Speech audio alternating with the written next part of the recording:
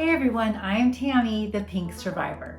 Today I thought it would be great to make a video called 5 Things I Wish I Knew Before Chemo Started.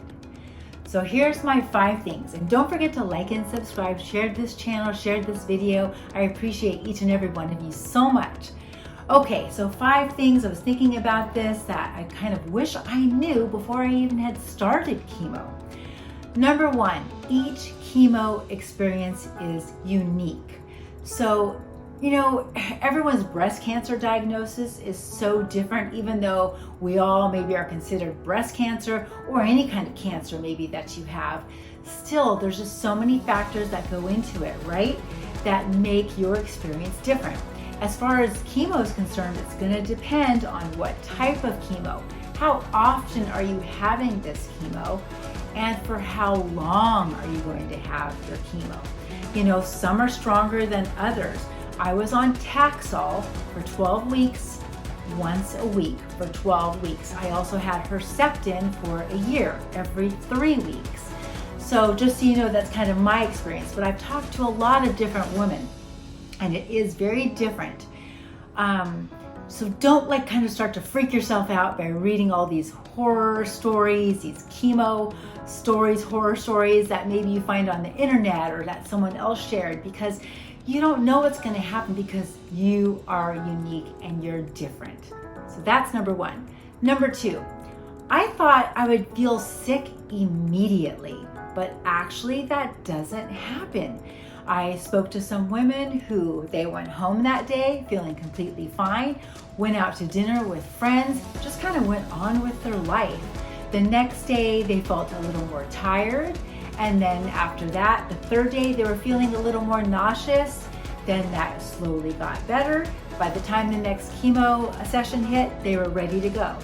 For me, those first 6 weeks out of the 12, I really wasn't feeling much at all.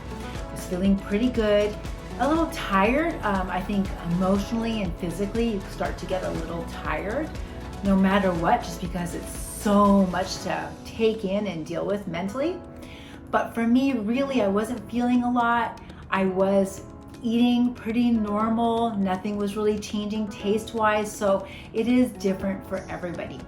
You won't get sick that day unless something is really wrong, like they have given you too strong a dose of chemo, then that is a possibility, but I think those cases are very rare.